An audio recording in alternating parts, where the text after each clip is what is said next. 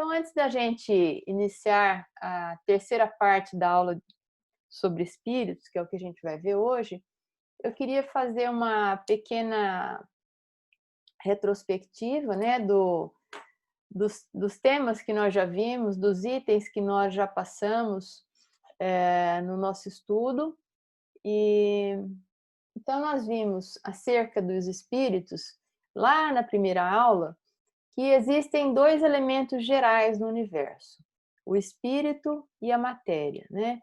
E acima desses dois princípios, o princípio espiritual e o princípio material, nós temos Deus, o Criador, inteligência suprema, causa primária de todas as coisas, e como elementos da criação, nós temos o espírito e a matéria, sendo que tudo que tem relação com o espírito tem um atributo essencial, que é a inteligência, de tal maneira que a gente pode até utilizar a palavra inteligência como um sinônimo da própria palavra espírito, tá bom?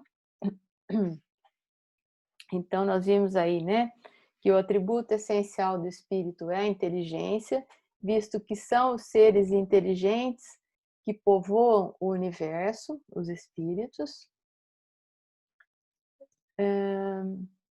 Vimos também que a criação dos espíritos, ela é contínua, assim como a criação, de uma forma geral, ela não cessou, né? Não foi aquele evento de Deus ter criado o universo, ter criado a Terra, e aí ele parou para descansar, né? Aquela visão bíblica tomada ao pé da letra. Não, a criação é contínua, e a gente vê isso, inclusive, na colocação de Jesus, que aparece lá no Evangelho, né? Meu pai trabalha até hoje e eu trabalho também. Quer dizer, qual é o trabalho de Deus? Né? É a criação. Então, a criação ela é contínua, os espíritos continuamente vão sendo criados e vão enveredando pela sua trajetória evolutiva. E vimos que os espíritos nos dizem que a origem dos espíritos, como e quando eles foram criados, isso ainda não tem uma explicação plena, né? É um dos pontos sobre os quais existe mais obscuridade. Os espíritos dizem que isso é objeto de estudos também no mundo espiritual, e é uma curiosidade que a gente tem, sem dúvida, né? Se os espíritos tiveram um começo, se um dia eles foram criados, quando isso teria acontecido, né? Em que momento, como que isso se deu, mas nós ainda não temos esse conhecimento. Vimos também que o principal na ordem das coisas é o mundo espiritual, que o espírito ele se encontra no estado de espírito não encarnado e de espírito encarnado, que é a nossa condição, né? Então, o espírito encarnado, ele interage com o mundo material, utilizando para isso um corpo, né, de matéria orgânica.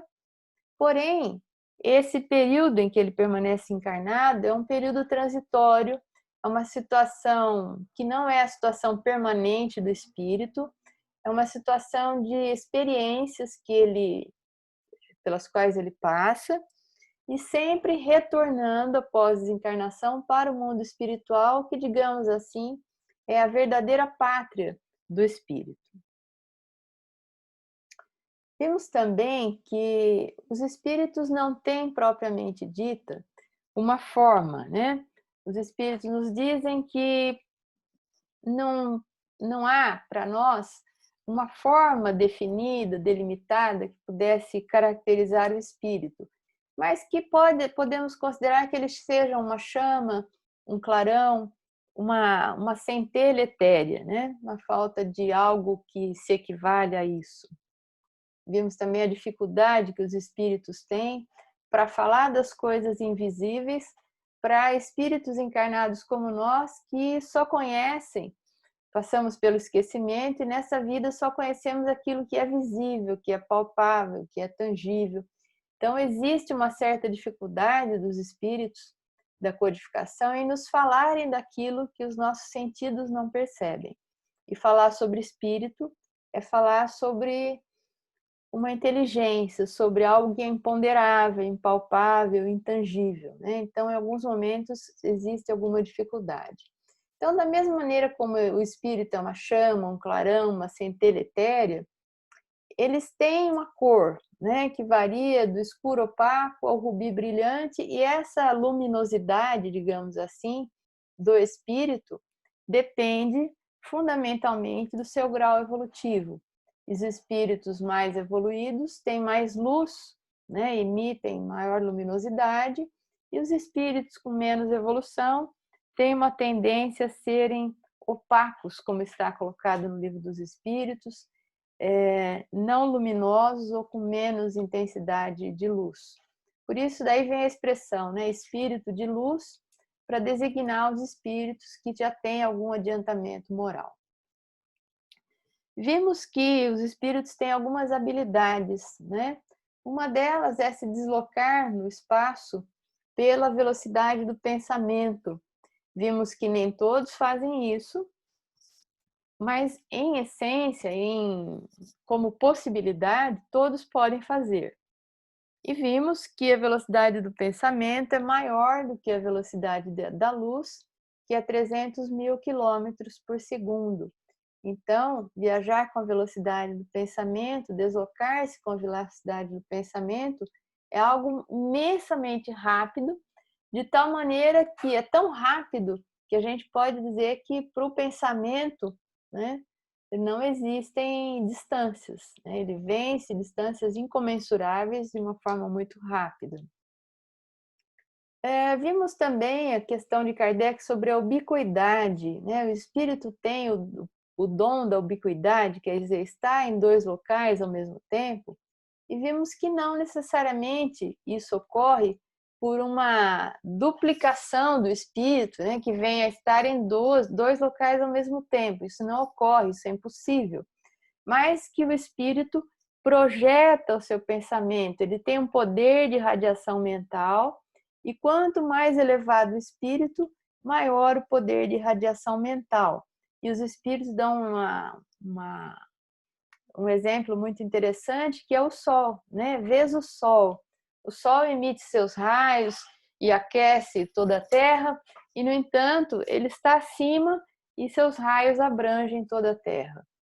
Então, se a gente pensar no poder de emissão mental, né, de radiação mental de Jesus, por exemplo, o mais evoluído que nós conhecemos, ligado ao planeta Terra, é difícil da gente medir isso. Então, Jesus nos envolve a todos com o seu pensamento, com as suas radiações mentais, ao mesmo tempo. Por isso ele pode estar aqui, pode estar ali. Por isso ele pode dizer que quando dois ou mais se reunirem em nome dele, ele aí estará, né? Porque estará através de suas projeções mentais. Assim também espíritos de elevada hierarquia espiritual, moral, podem emitir o seu pensamento para diversas regiões do planeta e, dependendo da situação, podem inclusive transmitir mensagens via mediúnica para médiuns situados em regiões diferentes, distantes um do outro, sem que um saiba que o outro está psicografando uma mensagem de um determinado espírito ao mesmo tempo. E isso é possível se esse espírito tiver uma evolução elevada e capaz de irradiar seu pensamento a uma grande distância. Vimos também que os espíritos têm uma liberdade de locomoção, em tese, né, teoricamente, mas nem todos podem ir a todos os lugares. Os espíritos superiores, eles podem visitar todos os lugares sem restrições, mas os espíritos inferiores, eles não têm acesso a determinados ambientes onde a vibração é muito mais elevada do que a vibração que lhes é própria. Quando a gente estudar o pensamento, a gente vai estudar sobre isso. Então, não é que exista, como eu brinquei, né, aula passada, um porteiro em cada mundo, em cada local, impedindo a entrada de espíritos inferiores. Mas eles não conseguem chegar até ali por uma questão, como diz Leon Denis, de impotência vibratória. Essa reflexão de Leon Denis está no livro No Invisível, quando ele fala do padrão vibratório de cada espírito, de cada coletividade. É um livro muito interessante, que eu indico que vocês leiam, que traz muita informação sobre essas questões relacionadas a pensamento, a própria mediunidade, é bem interessante. O livro se chama No Invisível, de Leon Denis. Também já falamos, né, que o poder de radiação mental vai depender do grau evolutivo e que, ligado ao espírito, existe sempre uma substância que os espíritos chamaram de substância vaporosa, que Kardec chama de envoltório ou cobertura, e que, na verdade, Kardec mesmo acaba dando o nome de perispírito a este envoltório, que na verdade, uma forma de matéria muito sutil, que não nos impressiona os sentidos. Então, se tiver um espírito aqui no meu quarto, do meu lado, que na verdade existe, né? Está aqui me ajudando. E se eu quiser enxergá-lo com os olhos, com esses olhos materiais, eu não consigo. Ele está aqui, ele, seu perispírito, mas eu não consigo. Mas eventualmente eu consigo percebê-lo, eu consigo até visualizá-lo, mas como que eu faço isso? Através de uma possibilidade mediúnica que me permite, que a gente vai estudar também como isso acontece, que me permite perceber uma matéria mais sutil, uma matéria mais delicada, que é o perispírito desse espírito. Então, eu posso ouvir a voz do espírito, eu posso sentir o toque do espírito, ou posso olhar para o lado e ver o espírito ou parte desse espírito. Na verdade, eu não estou vendo o espírito, eu estou vendo este perispírito, que a gente vai estudar daqui a algumas semanas, que é um corpo material, porém uma matéria que não fere, digamos assim, que não provoca nenhuma, não permite que os nossos sentidos a captem. Então, se a pessoa às vezes tem medo de espírito e fecha os olhos porque ela não quer ver, mas às vezes a pessoa tem vidência, né? Então, ela começa a ver alguma coisa, ela fecha os olhos porque ela não quer ver. E quando ela fecha os olhos porque ela não quer ver, às vezes a visão fica mais nítida, porque ela não está vendo com os olhos do corpo, mas está vendo também com o seu perispírito. Então, quando nós fechamos os olhos do corpo, a gente elimina as interferências que se mesclam com a vidência que a gente está tendo, e aí a gente vê só o espírito. Então, às vezes a pessoa com medo, né, fecha os olhos para não enxergar, e enxerga melhor, porque vai enxergar com o perispírito. Tapa os ouvidos para não ouvir e ouve melhor, porque vai ouvir com o perispírito, no caso dos médiuns, né? Mas isso é antecipação, e quando chegar a hora a gente vai falar sobre isso. Então, hoje nós vamos falar um pouco sobre a escala espírita, e que tem a ver com o grau de moralidade dos espíritos, né? Ela nos é apresentada por Kardec numa forma assim muito didática de trazer o conhecimento de que os espíritos no mundo espiritual, eles se apresentam de formas muito diferentes uns dos outros, né? Então a pergunta que é colocada: como são moralmente e intelectualmente os espíritos desencarnados?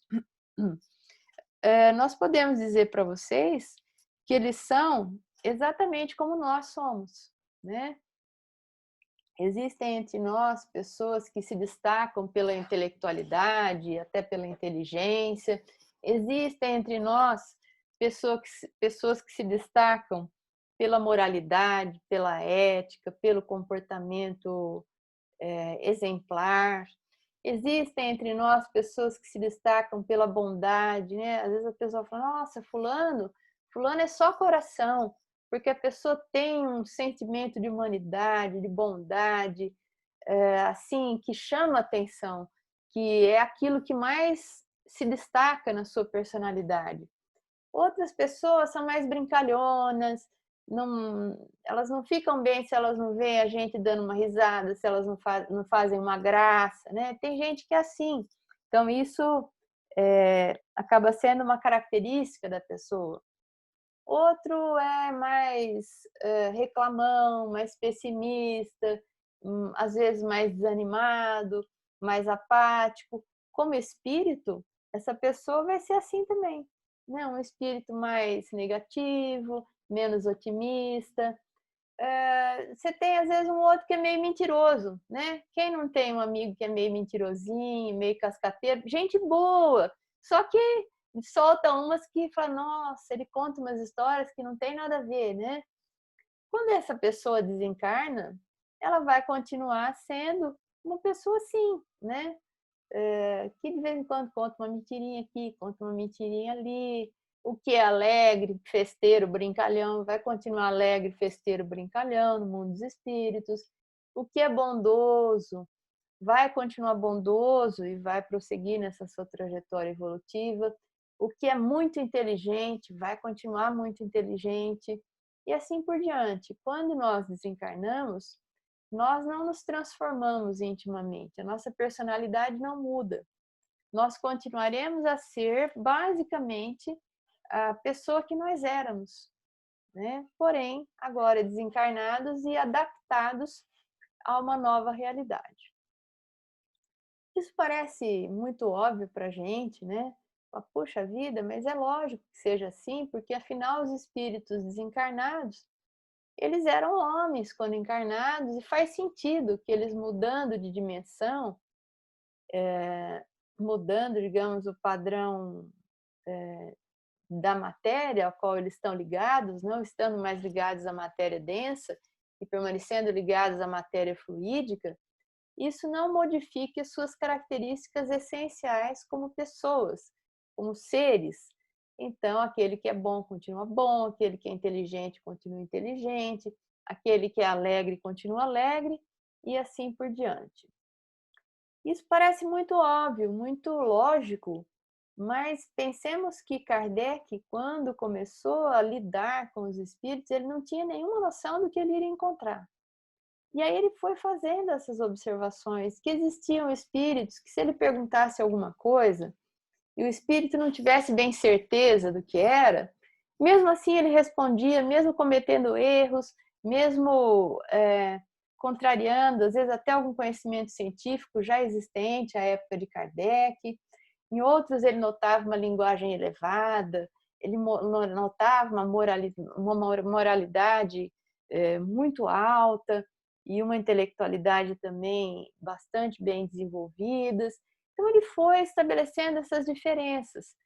E, como excelente pedagogo que era, nos apresenta algo chamado escala espírita, que é uma escala evolutiva dos espíritos que varia de 1 a 10, nos dando as várias classes, os vários tipos de espíritos que ele encontrou e que existem no mundo espiritual. Ele mesmo vai dizer que essa classificação é apenas uma classificação, é apenas uma baliza, apenas alguns parâmetros para que a gente compreenda a gradação evolutiva dos espíritos desencarnados, e que ela nada tem de absoluta.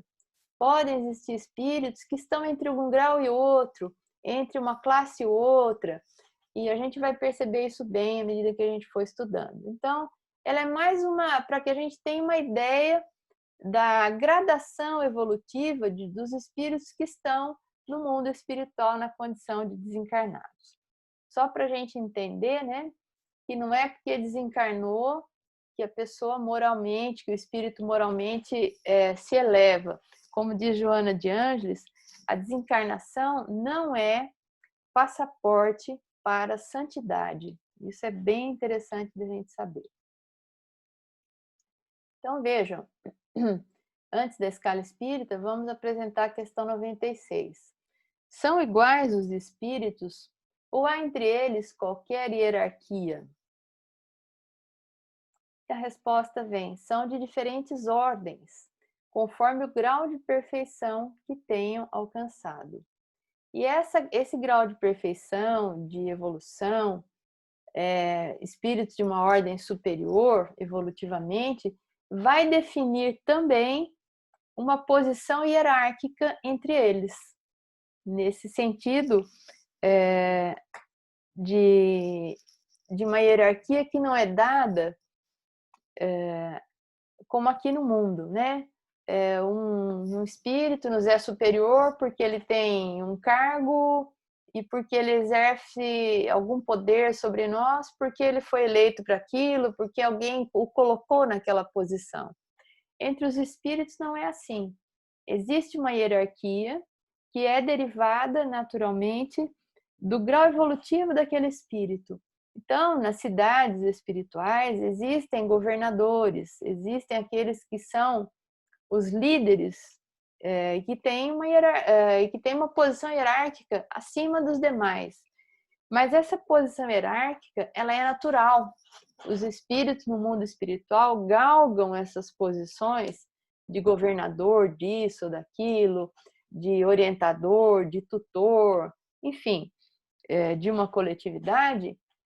Não é porque eles fazem campanha política, não é porque eles têm o melhor marqueteiro, nem nada disso, mas é porque moralmente eles são reconhecidos pela coletividade como espíritos capazes de ocupar aqueles postos e que têm uma moral condizente com aquela situação hierárquica. Vai ser muito bom, né?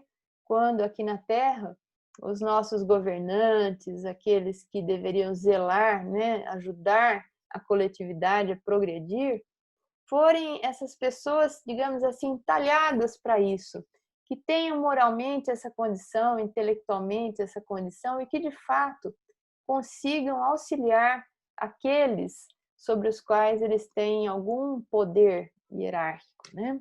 Mas por enquanto aqui a gente tenta fazer uma cópia muito imperfeita do que existe no mundo espiritual. E lá, então, existe a hierarquia e as ordens são várias e aqueles que se elevam nessa ordem evolutiva normalmente se tornam governadores, orientadores, tutores de um grupo de espíritos que acaba sendo subordinado hierarquicamente a eles. E, por incrível que pareça, no mundo espiritual, existe uma grande hierarquia, não é tudo que o espírito pode fazer, ele tem que ter uma permissão, uma autorização. Existe liberdade, mas existe muita disciplina também. A gente vai aprendendo isso com as obras de André Luiz. A gente vai ver isso oportunamente. Então, vamos ver as diferentes ordens de espíritos segundo a classificação que nos é apresentada por Kardec. E ele faz uma observação preliminar, né? A classificação dos espíritos é baseada no grau de seu adiantamento, nas qualidades que adquiriram e nas imperfeições de que ainda devam se livrar. Esta classificação, como eu disse há pouco, né, ele repete, nada tem de absoluta. Cada categoria que será apresentada apenas apresenta um caráter nítido em seu conjunto, mas de um grau a outro, a transição é insensível. Como eu disse para vocês, entre uma classe de espíritos que é apresentada e outra, nós temos infinitas gradações de espíritos que às vezes se encontram em estágios intermediários. Então vamos à nossa famosa escala espírita. Então nós vamos começar do grau mais inferior, daquele que seria o espírito de menor evolução, e vamos subindo até a primeira categoria. Então, na 10ª categoria, aí nós temos os espíritos impuros. Vamos ver como é que Kardec define esses espíritos. Eu trouxe as características essenciais, isso nós encontramos no capítulo que trata dos espíritos, lá no Livro dos Espíritos, e essa descrição ela é mais detalhada do que o que eu trouxe aqui, tá? Eu trouxe apenas as características essenciais. Então, vamos lá. Os espíritos impuros, vamos dar uma olhadinha o que o Livro dos Espíritos nos fala sobre eles. são inclinados ao mal, tá? De que fazem o objeto de suas preocupações, quer dizer, eles são ligados ao mal e eles, digamos assim, vivem para se dedicar ao mal. Nossa, Cláudia, mas existe isso no mundo espiritual? Existe. Essa situação representa uma falta muito grande de evolução, né? Uma ignorância profunda desses espíritos que fazem do mal o objetivo maior de suas vidas. Mas existe.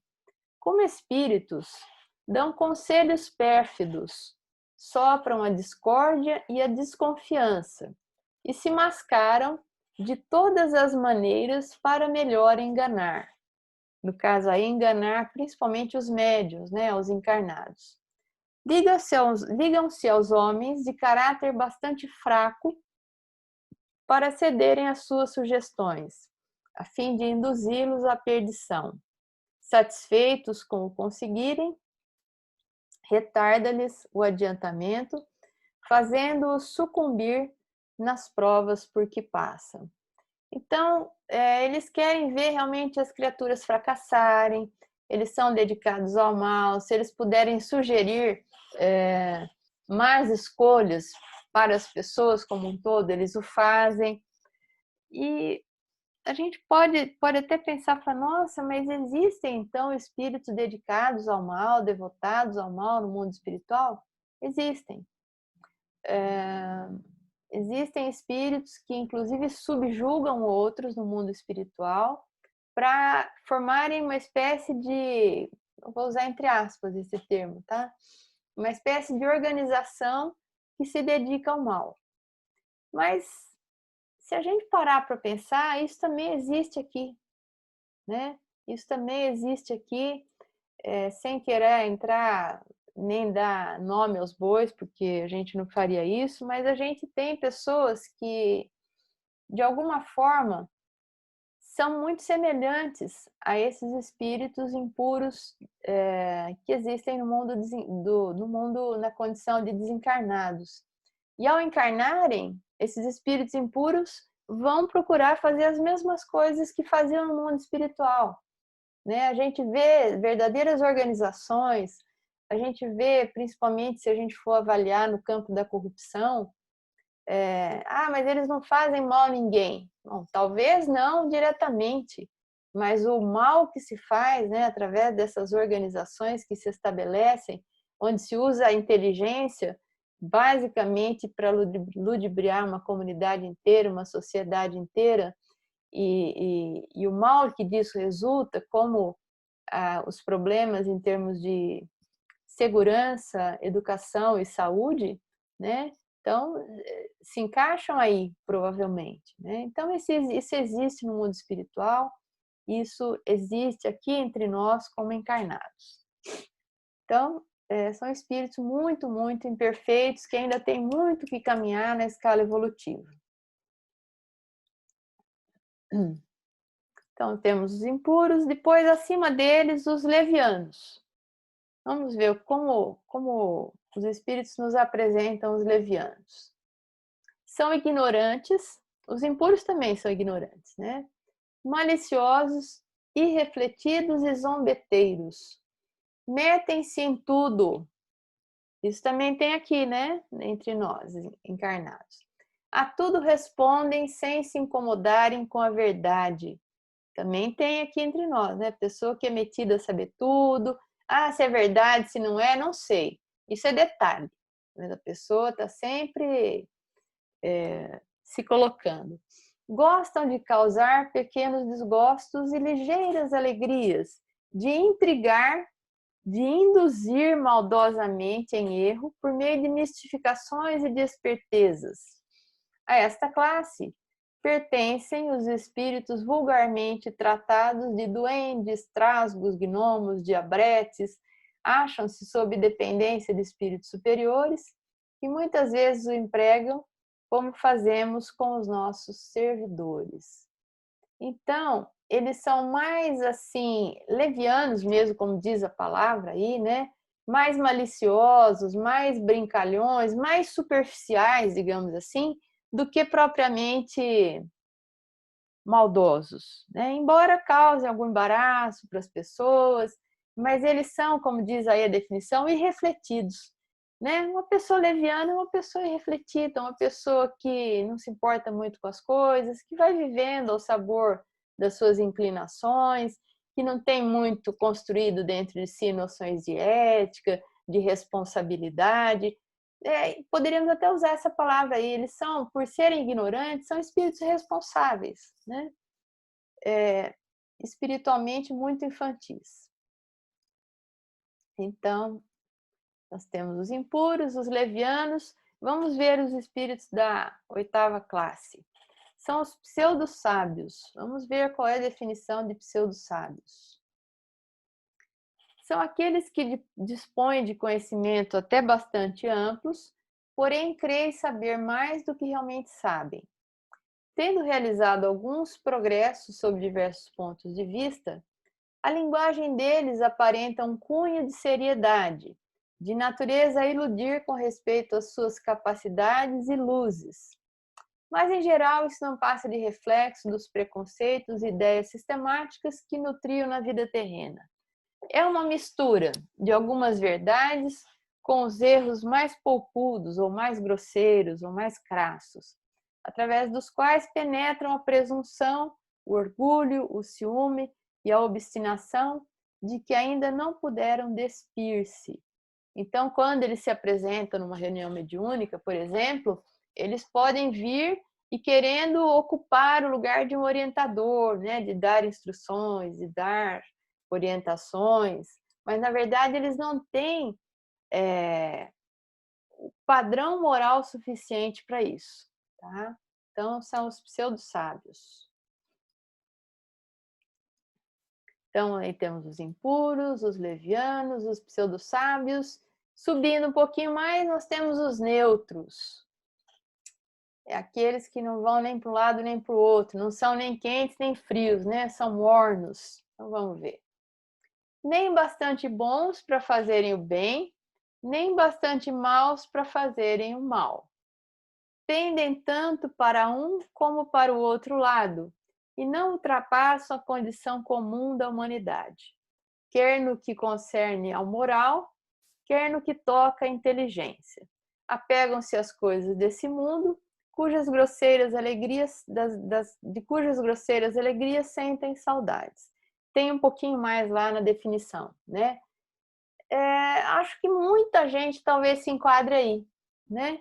Espíritos neutros, não é muito bom, não é muito ruim, vai levando a vida, faz alguma coisa boa, de vez em quando escapa, faz alguma coisa, um mal para alguém, talvez até meio sem querer. Moralmente, mais ou menos, inteligência, mais ou menos, então são espíritos mais ou menos, nem mais, nem menos, né? Nem muito maus, nem muito bons. Então eles ficam ali oscilando, às vezes são capazes de algum gesto mais inferior, outras vezes de algum gesto um pouco mais superior, mas ficam nessa neutralidade, tá? Não se destacam por nenhuma característica específica. De qualquer maneira, é melhor ser neutro do que ser impuro, né? Então, vamos ver acima dos neutros o que é que a gente tem. Espíritos batedores e perturbadores. Essa é uma classificação muito específica de uma espiritualidade que foi bastante utilizada à época de Kardec, porque era preciso promover os fenômenos mediúnicos de efeitos físicos, né, para que as pessoas ouvissem as pancadas, vissem os movimentos dos objetos e isso despertasse o interesse geral acerca daqueles fenômenos que aconteceram à época de Kardec. Vamos ver como eles são apresentados. Esses espíritos, propriamente falando, não formam uma classe distinta pelas suas qualidades pessoais. Podem caber em todas as classes da terceira ordem. Por quê? Porque um espírito superior, né, ele não vai fazer esse trabalho de batedor e perturbador. Então, eles são espíritos daquela terceira ordem, que é essa ordem que a gente está estudando, de espíritos pouco evoluídos. Manifestam geralmente sua presença por efeitos sensíveis e físicos, através da mediunidade de efeitos físicos dos encarnados, como pancadas, movimento e deslocamento anormal de corpos sólidos, agitação no ar, etc. Afiguram-se mais do que outros presos à matéria. Essa é uma informação quase que histórica, tá? da escala espírita, porque hoje a gente praticamente não tem mais espírito batedor e perturbador. Muito difícil, mas na época de Kardec era muito comum, porque isso era uma necessidade da época, como eu disse, para chamar a atenção dos encarnados para esses fenômenos estranhos, até que a atenção de Allan Kardec foi chamada para esses fenômenos e ele se pôs a estudá-los. Com o tempo, esses fenômenos foram diminuindo, todos esses fenômenos de efeitos físicos, e hoje eles são bastante raros. Assim como a própria mediunidade de efeitos físicos é cada vez mais rara. Então, vamos lá, vamos ver acima dos batedores o que é que nós teríamos. Então, olha, da 10ª classe à 6ª, nós temos aí a terceira ordem, que é um pacotão de espíritos imperfeitos, tá?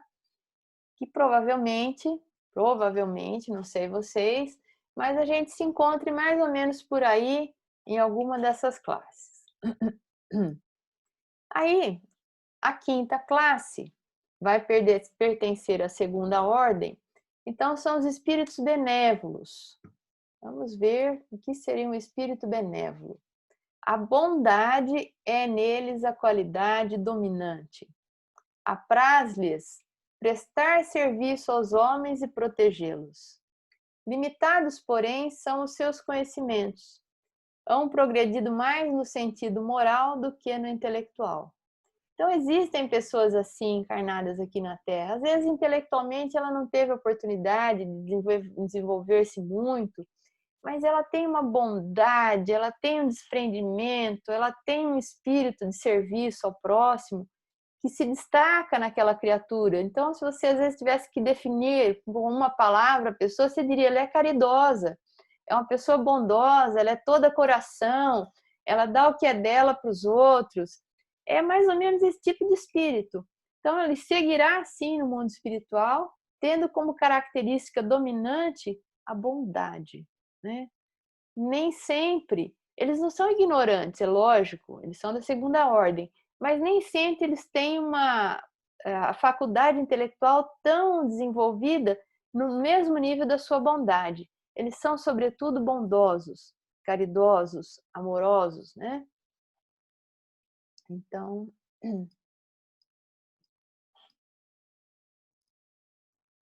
são esses os benévolos. Acima deles encontramos os sábios, ou em algumas traduções está espíritos de sabedoria. Vamos ver como eles são apresentados. É o oposto do bondoso, né? Eles distinguem-se pela amplitude dos seus conhecimentos, preocupam-se menos com as questões morais, mas é claro que eles não são moralmente inferiores, tá? Preocupam-se menos com as questões morais do que com as de natureza científica, para as quais têm mais aptidão. Entretanto, só encaram a ciência do ponto de vista da sua utilidade e jamais são dominados por quaisquer paixões próprias dos espíritos imperfeitos. Então, o que se destaca neles é uma intelectualidade, digamos, acima da média, embora eles sejam bons, sejam caridosos também, mas é a intelectualidade que se destaca.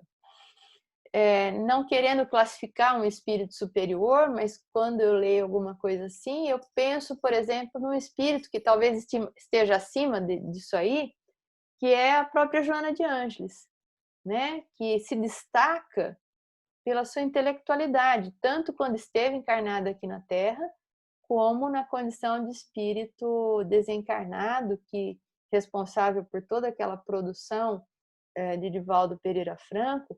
É lógico que ela é um espírito bom, que ela é um espírito moralizado, cristianizado, mas se destaca nela né, o conhecimento de natureza, digamos, científica, na área das humanidades. E assim, outros espíritos em outras áreas da ciência se destacam também. Então, vamos à nossa escalinha que está se completando aqui. Segunda ordem, espíritos benévolos, sábios. E vamos ver os prudentes, né?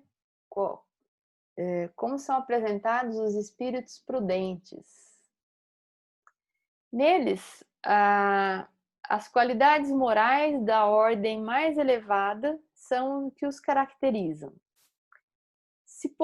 Sem possuírem ilimitados conhecimentos, são dotados de uma capacidade intelectual que lhes faculta juízo reto sobre os homens e as coisas.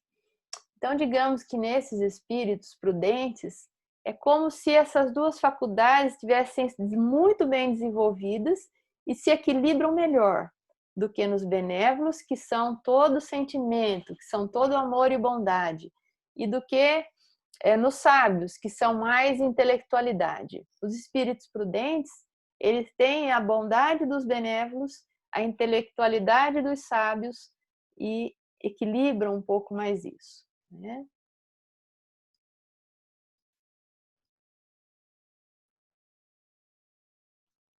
Eu estou longe desses, né? Eu estou aqui na terceira ordem, em algum cantinho aqui.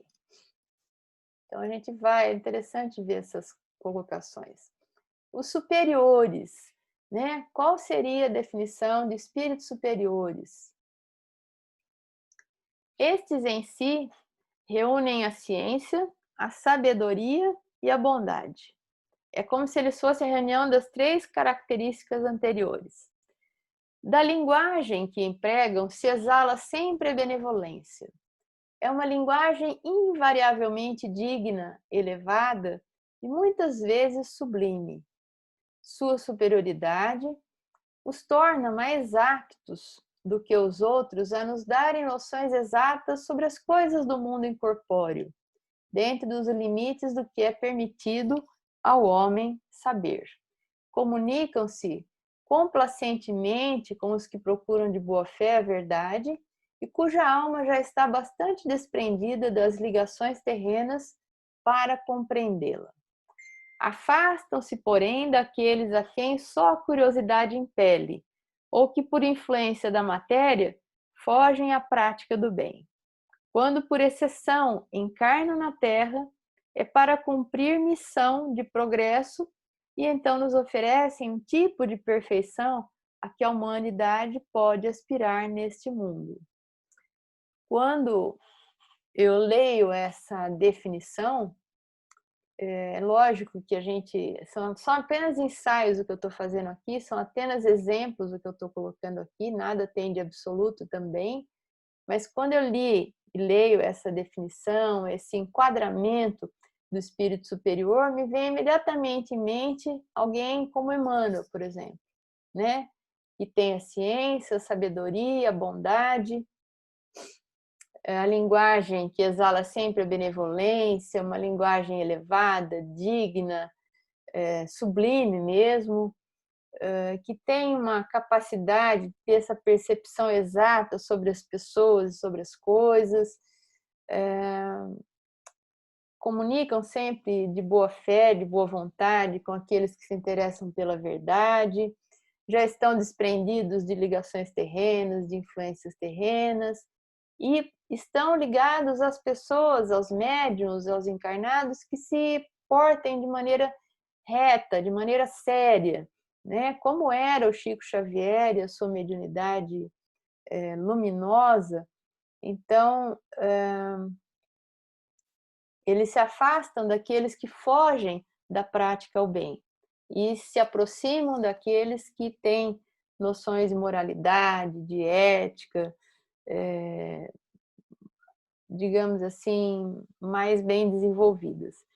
Isso me faz pensar em Bezerra de Menezes, me faz pensar em Emmanuel, na própria Joana, né, que a gente deu como exemplo lá de um espírito sábio, mas Eu não sei onde ela estaria, se é um espírito superior, certamente.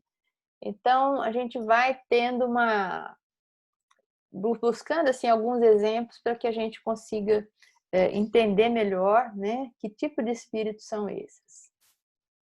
E vamos ver a última classe de espíritos. Então, esses espíritos da quinta até a segunda pertencem à segunda ordem, que é uma ordem ótima, né, de espíritos bons. E nós temos lá a primeira classe, que são os espíritos puros, que é uma ordem que só tem uma classe de espíritos, que são os puros, que são também dá nome à primeira ordem dos espíritos, que são os puros. O que será um espírito puro? São os espíritos que percorreram todos os graus da escala e que se despojaram de todas as impurezas da matéria, tendo alcançado uma soma de perfeição, que é a soma de perfeição que é suscetível à criatura, e, portanto, não tem mais que sofrer provas nem expiações. Olha que beleza! Não estando mais sujeitos à reencarnação em corpos perecíveis, realizam a vida eterna no seio de Deus. São os espíritos que não precisam mais encarnar para fazerem, né, completarem a sua trajetória evolutiva, considerando que nós somos eternamente, infinitamente espíritos perfectíveis. Nunca atingiremos a perfeição divina, então estamos em constante aprimoramento, aperfeiçoamento. Mas a partir de um determinado ponto da nossa evolução, nós não precisaremos mais reencarnar para que a nossa evolução prossiga. Isso ocorre na condição de espíritos puros. Então, se alguém fala para a gente, eu acho que não vou mais precisar encarnar, não vou mais precisar voltar na Terra, de vez em quando, faz tempo que eu não escuto, eu ouvia isso.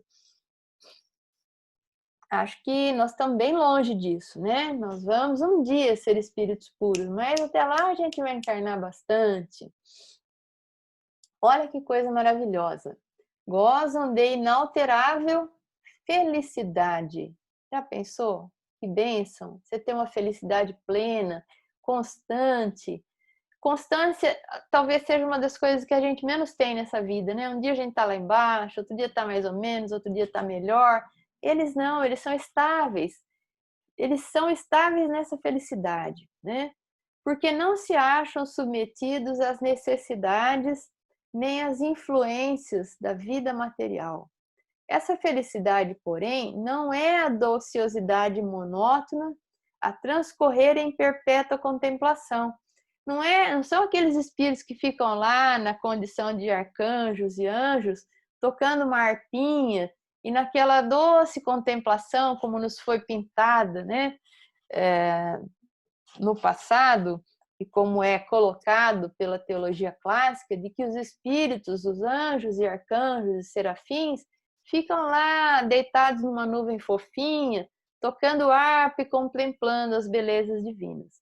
Não, são espíritos que trabalham e muito. Um trabalho muito mais mental, muito em prol de uma coletividade que ainda precisa, um trabalho de auxílio, um trabalho fraterno, mas eles trabalham incrivelmente. Os espíritos superiores, realmente evoluídos, eles se dedicam a auxiliar aqueles que estão em processo evolutivo. É por isso que existem esses espíritos amigos, bondosos, que nos ajudam, que nos amparam. E a gente poderia perguntar, mas a troco do quê? A troco de nada. Eles aprenderam a fazer o bem pelo bem, né? Eles nem têm, às vezes, ligação direta conosco, eles apenas promovem o bem geral. Então, eles não ficam lá contemplando as belezas do céu, não. Eles são os mensageiros e os ministros de Deus, cujas ordens executam para a manutenção da harmonia universal. Comandam a todos os espíritos que lhes são inferiores, auxiliam-nos na obra de seu aperfeiçoamento e lhes designam as suas missões. Assistir aos homens nas suas aflições, concitá-los ao bem ou à expiação das faltas que os conservam distanciados da suprema felicidade, constitui para eles ocupação gratíssima. Eles são felizes fazendo isso. São designados, às vezes, pelos nomes de anjos, arcanjos ou serafins. Então, são esses os espíritos puros, cujo prazer, cuja felicidade se resume, se traduz profundamente no auxílio ao próximo, né? Olha que beleza. E não precisam mais reencarnar, mas eventualmente podem reencarnar em trabalho, em missão. Jesus, né, é um exemplo desses. Então, aqui nós temos a nossa escala espírita, completada. Sugiro que vocês peguem lá o Livro dos Espíritos. Deixa eu ver qual é o... É no livro segundo, no primeiro capítulo, que ele trata exatamente dos espíritos. E a gente vai encontrar aí a escala espírita bem explicada, todas essas classes, essas ordens bem colocadas. Olha, nós encontramos a escala espírita a partir do item número 100. Tem a pergunta 99, depois nós temos aquilo que seria a pergunta número 100, que ele intitula Observações Preliminares, e aí ele vai falando sobre a escala espírita, é muito mais amplo, né, as explicações do que aquilo que nós fizemos aqui nessa noite. A quinta classe até a segunda, então, os espíritos da segunda ordem, que são os bons, e lá os espíritos puros. Então, essa é didaticamente colocada a escala espírita, mas é lógico que entre um e o outro, entre uma classe e outra, existe uma infinita gradação aí, onde em algum lugar desses a gente deve estar aí colocado, tá bom? Vamos seguir mais um pouquinho.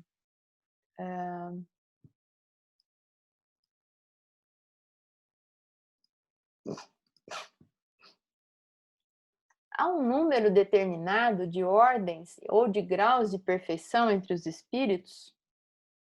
O número é limitado, né? Não há entre essas ordens, como nós dissemos, uma linha de demarcação como limite, e assim as divisões podem ser multiplicadas ou restringidas à vontade. No entanto, se considerando as características gerais, podem reduzir-se às três principais, que nós já estudamos, né? Em primeiro lugar, aqueles que chegaram à perfeição, os espíritos puros. Os da segunda ordem, que são o meio da escala, onde o desejo do bem é a sua preocupação maior.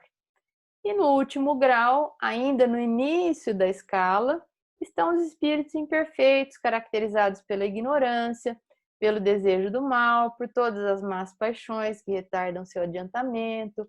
O apego à matéria é uma característica da imperfeição, né? Então, muitos de nós, a gente é normalmente muito apegado à matéria, né? Então, a gente vai mais ou menos se colocando aí ainda, provavelmente, né? Temos paixões, haja vista a polarização política que a gente está vivendo aqui, né, no nosso país, né? Isso é um comportamento de quem nutre paixões, de quem se fanatiza, né? Isso ainda é a nossa característica, a nossa de uma forma assim geral, de uma forma global, tá?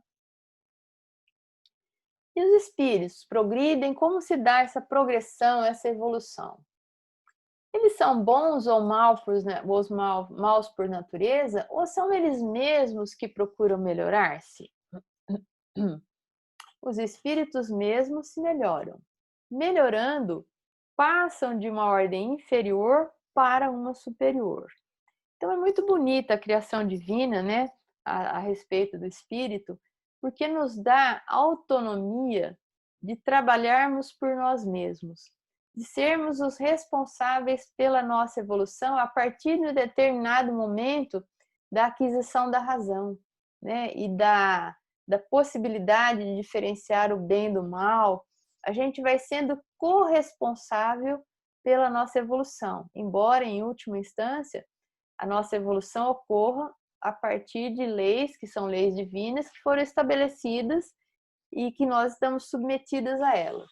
a elas. Então, Deus fez as coisas de uma forma tão interessante e tão bonita que fez com que nós participássemos desse processo de aperfeiçoamento, onde a gente vai esculpindo aquele ser que a gente desejará ser lá na frente. Então, vamos participando desse processo evolutivo, que no início ele se dá automaticamente nos diferentes reinos, e a partir da condição de espírito humano, nós vamos participando desse processo de autoaprimoramento. Uns espíritos foram criados bons e outros maus? Deus criou todos os espíritos simples e ignorantes.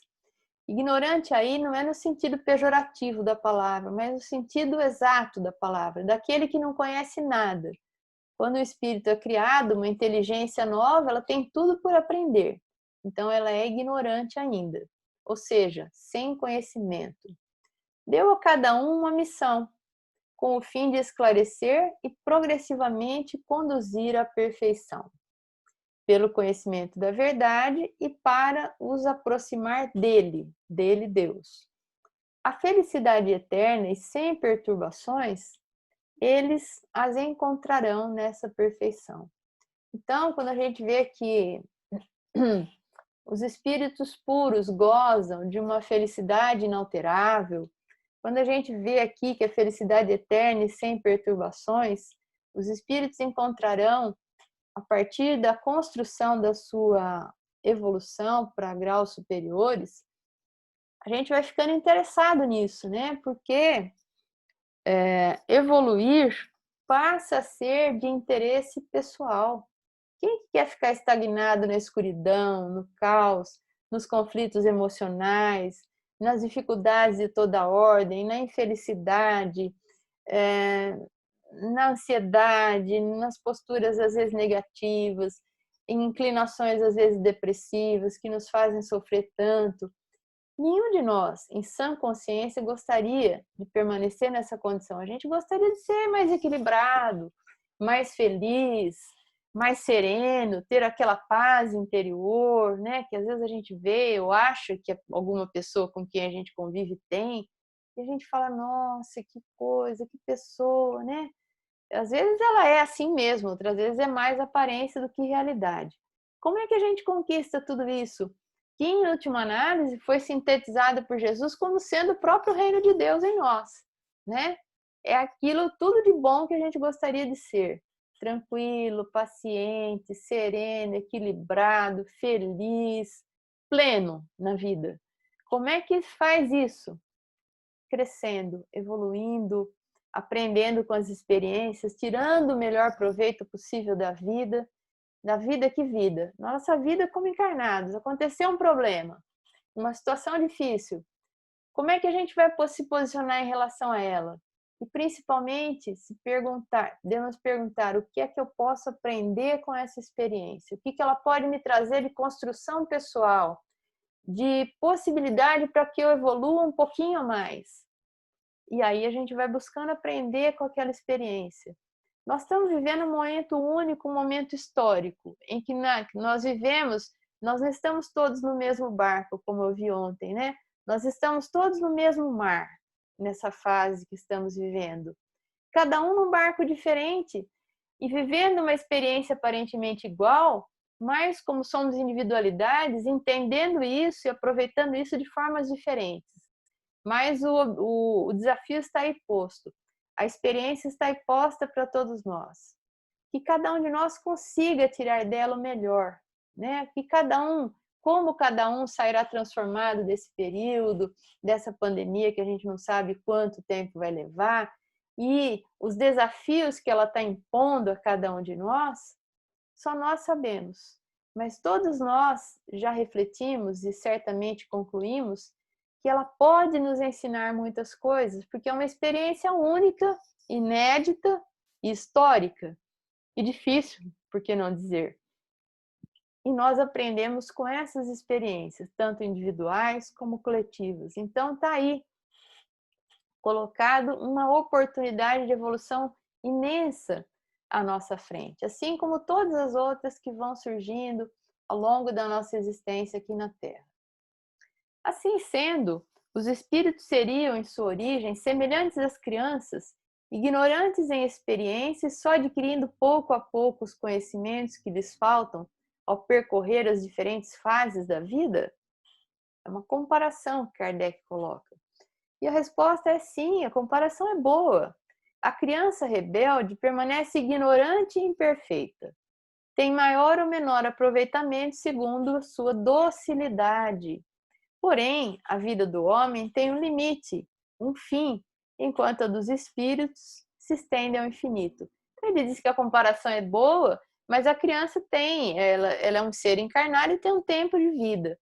E nós não, como espíritos imortais, não teremos fim. Nossa vida é uma vida que se estende ao infinito. E também diz que a criança rebelde, ela tem mais dificuldade de aprender, ela permanece ignorante e imperfeita.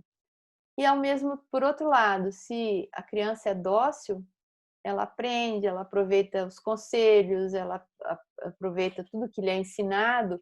Assim também, né, se a gente quiser evoluir mais rápido, nós deveríamos tratar de ser espíritos dóceis, mas às vezes a gente é rebelde, indisciplinado, turbulento, resistente, né? Cabeça dura, em outras palavras. Há espíritos que permanecerão perpetuamente nas classes inferiores? Será? Às vezes, quando a gente vê alguém tão dedicado ao mal, literalmente dedicado ao mal, a gente fica se perguntando, né, se aquele lá tem jeito. Quando a gente vê no meio de uma pandemia, vamos usar a pandemia, já que ela está aí, as pessoas roubando e superfaturando com compra de respirador e hospital de campanha, e fazendo atrocidades no meio de uma situação que traz tanta aflição, a gente fala, ah, meu Deus, mas esses espíritos, essas pessoas aí, acho que não tem jeito não, né? Porque não é possível tanta maldade, tanta, né, tanta falta de sensibilidade para o sofrimento humano. Então, a gente às vezes acha que alguns vão permanecer aí perpetuamente nas classes inferiores. Será? Não. Todos se tornarão perfeitos. Até esse um que está roubando aí na pandemia, ele se tornará um espírito puro, por incrível que pareça. Eles progridem, mas demoradamente. Como já dissemos, um pai justo e misericordioso não pode banir eternamente seus filhos. Pretenderias que Deus, tão grande, tão bom, tão justo, fosse pior do que vós mesmos? Então é aquela fala de Jesus, né? Das ovelhas que o Pai me confiou, nenhuma se perderá. Nenhuma se perderá, nenhuma ficará para trás. Todos nós, os mais renitentes no mal, os mais incrivelmente endurecidos, um dia seguiremos rumo à perfeição relativa, rumo à condição de espíritos puros, por mais que isso demore. E apressar o avanço, né, dessa evolução depende do nosso desejo, do nosso esforço, da nossa submissão à vontade de Deus. Novamente, a figura da criança dócil, né? Uma criança dócil não se instrui mais depressa que uma rebelde. Então, nos cabe sermos espíritos dóceis, obedientes, que aprendam com as lições da vida, e não espíritos revoltados, rebeldes, às vezes até acusando a Deus pelos reveses da vida, que na verdade são desafios evolutivos, no dizer de Joana de Ângeles. E outro ponto importante, os espíritos não degeneram, eles não voltam atrás na evolução conquistada. Então, eles podem degenerar? Não. À medida que avançam, compreendem o que os afasta da perfeição. Quando o espírito conclui uma prova, adquire conhecimento e não mais o perde. Então, ele não volta para trás daquilo que ele já conquistou. Pode permanecer estacionário, mas não retrogradar. E Deus não poderia, às vezes me perguntam isso, né? Em algum curso, no início, Deus não poderia isentar os espíritos das provas que devem sofrer para atingir a primeira ordem? Em outras palavras, né? Não poderia já tê-los criados perfeitos? Se tivessem sido criados perfeitos, não teriam nenhum mérito para desfrutar dos benefícios dessa perfeição. Onde estaria o mérito sem a luta? Além do mais, a desigualdade entre eles é necessária para desenvolver a personalidade, e a missão que realizam nessas diferentes ordens está nos desígnios da providência para a harmonia do universo. É como aquela pessoa que conquista alguma coisa. Vamos pensar num bem material. Ele compra uma casa depois de ter feito muito esforço, ter pago aquele financiamento em muitas parcelas. Ele tem uma alegria enorme por aquela conquista, né? Ele fica muito feliz com isso. A evolução do espírito é uma conquista para a qual ele luta, trabalha, sua, chora, né?